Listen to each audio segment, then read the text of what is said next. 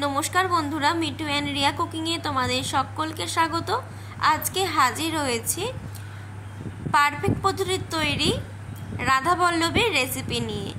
আমরা বিয়েবাড়ি বা অনুষ্ঠান বাড়িতে রাধাবল্লভী খেয়ে থাকি এবং সেই স্বাদটাই বাড়িতে কিভাবে পারফেক্টভাবে আনা যায় সেটাই আজকে ভিডিওতে শেয়ার করব। তার জন্য প্রথমেই আমরা এখানে 2 কাপ বিউলির ডালকে ভালোভাবে ভিজিয়ে রেখেছিলাম। ডালটাকে প্রায় 2 ঘন্টা মতো ভিজিয়ে রাখতে হবে। তারপরে একটা মিক্সিং জারের মধ্যে ডালটা দিতে হবে এবং সামান্য একটু জল দিয়ে পেস্টটা বানিয়ে নিতে হবে। ডালটা এমনভাবে পেস্ট বানাতে হবে যাতে ডালটা খুব বেশি পাতলা না হয়। দেখো, ডালটা কিন্তু খুব বেশি পাতলা হয়নি।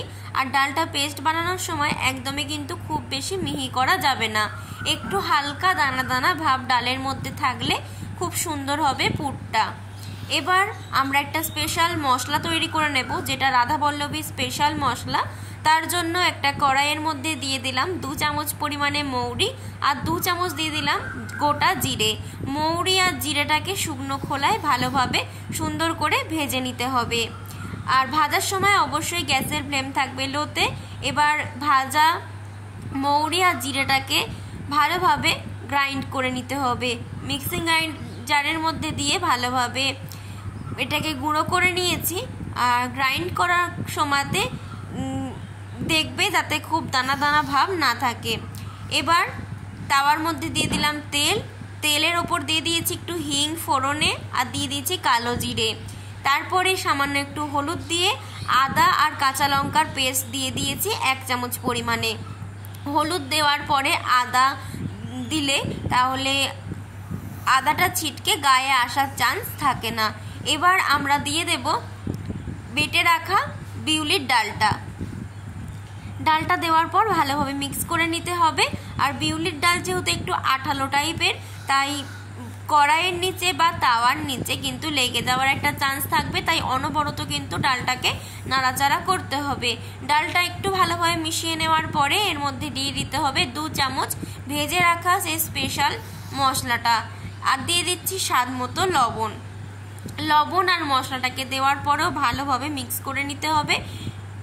ডালটাকে ততক্ষণ পর্যন্ত মিক্স করতে হবে যতক্ষণ না সমস্ত মশলাটা ডালের গায়ে সম্পূর্ণ ভালোভাবে মিশে যাচ্ছে আর এরকম একটা ডোয়ের মতো তৈরি হচ্ছে। এরকম ডো তৈরি হয়ে গেলে একটা পাত্রের মধ্যে নামিয়ে ঠান্ডা হওয়ার জন্য ওয়েট করতে হবে। এইরকমভাবে ডালের পুরটা তৈরি করলে রাধাবল্লভীর স্বাদ কিন্তু একদম বিয়ে বাড়ির মতো বা অনুষ্ঠান বাড়ির মতোই হবে। ডালটার পুরটা ওদিকে ঠান্ডা হতে দিয়ে এদিকে আমরা ময়দাটা মেখে নেব। তার জন্য তোমরা যতটুকু পরিমাণ ময়দা বা যতগুলো রাধাবল্লভী করবে ততটুকু পরিমাণ ময়দা নেবে। এবার দিয়ে দিচ্ছি ময়দার মধ্যে স্বাদ মতো লবণ আর দিয়ে দিচ্ছি ভাজা মশলাটা 1 চামচ আর দিয়েছি 1 চামচ জোয়ান আর দিয়ে দিলাম একটু চিনি। চিনিটা দিলে কচুরির স্বাদটাও যেমন ভালো হবে, কচুরি ভাজার সময় রঙটাও খুব সুন্দর আসবে।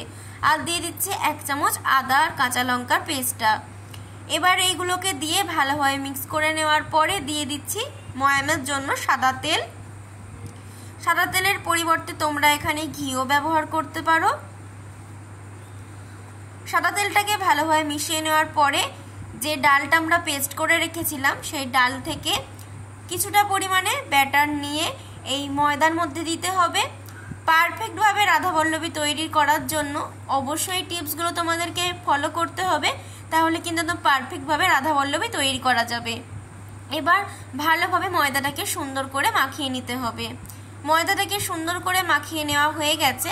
আর ময়দাটা আমরা যেরকমভাবে লুচি বা কচুরির জন্য যেরকমভাবে ময়দা মাখে ঠিক সেরকমভাবেই মাখতে হবে। আঙুল দিয়ে দেখবে, যদি আঙুলটা সুন্দরভাবে ঢুকে যায় তাহলে বুঝবে যে ময়দাটা সুন্দরভাবে মাখা হয়ে গেছে। এবার লুচির থেকে আমরা বেশ খানিকটা বড় করে একটা একটা করে লেচি কেটে নেব। রুটি আমরা যেরকম লেচি কাটি রুটির জন্য বা কচুরির জন্য ঠিক সেই রকমই কাটতে হবে। দেখো, এখানে সমস্ত লেচিগুলোকে কেটে নিয়েছি। এবার পুরটা কিভাবে দিচ্ছি সেটা তোমাদের সাথে শেয়ার করছি। তার জন্য ফার্স্টেই এরকম একটা বাটির মতো তৈরি করে নিতে হবে, এবং বাটিটা যেন একটু বড় হয় সেটা তোমরা খেয়াল রাখবে, তাহলে পুরটা সুন্দরভাবে দেওয়া যাবে। এবার বাটির মধ্যে পুরটাকে দিয়ে ভালোভাবে মুখটাকে সিল করে নিতে হবে। আশা করি তোমরা দেখে বুঝতে পারছো।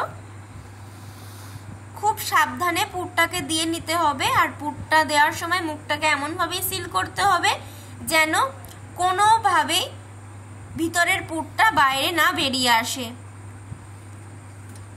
একটা একটা করে সমস্ত লেচিগুলোর মধ্যে পুর দিয়ে নেব। পুরটা দেওয়া হয়ে গেলে কড়াইয়ের মধ্যে সাদা তেল দিয়ে তেলটা গরম হওয়ার জন্য বসিয়ে দেব। তেলটা গরম হতে হতে এদিকে রাধাবল্লভীগুলো বেলা হয়ে যাবে। রাধাবল্লভীটা বেলার সময় তোমরা বারবার করে রাধাবল্লভীটাকে উঠিয়ে উঠিয়ে এদিক ওদিক ভালোভাবে বেলে নেবে। বারবার করে ঘুরিয়ে ঘুরিয়ে বেললে রাধাবল্লভী যেরকম গোল হবে সেরকম চারধারটা কিন্তু সমান হবে।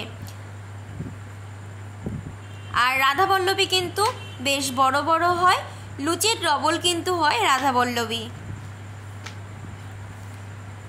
তেলটা বেশ ভালোভাবে গরম হয়ে গেছে। একটা একটা করে রাধাবল্লভী এবার তেলের মধ্যে দিয়ে দিতে হবে। আর দেখো প্রতিটা রাধাবল্লভী কিন্তু খুব সুন্দরভাবে ফুলছে। আশা করি তোমরা দেখে বুঝতেই পারছো।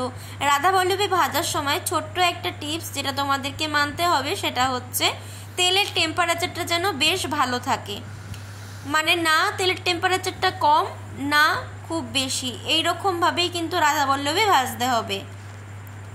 দেখো একটা একটা করে সমস্ত রাধাবল্লভীগুলো দিয়ে দিচ্ছি, আর রাধাবল্লভীগুলো এতই ফুলছে যে ফুলে উঠে তারপরে আবার ফেটে যাচ্ছে রাধাবল্লভীগুলো।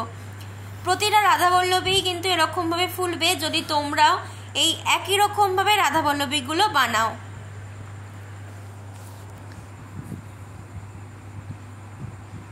এবার আমরা রাধাবল্লভীগুলোকে সার্ভ করে নেব।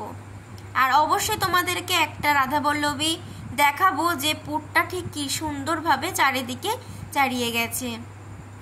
রাধাবল্লভীটা আমি আজকে পরিবেশন করছি সম্পূর্ণ নিরামিষভাবে তৈরি চানা মশলার সাথে। এই চানা মশলার রেসিপিটাও খুব তাড়াতাড়ি আমাদের চ্যানেলে তোমরা পেয়ে যাবে, তার জন্য অবশ্যই চ্যানেলটাকে সাবস্ক্রাইব করে রেখো।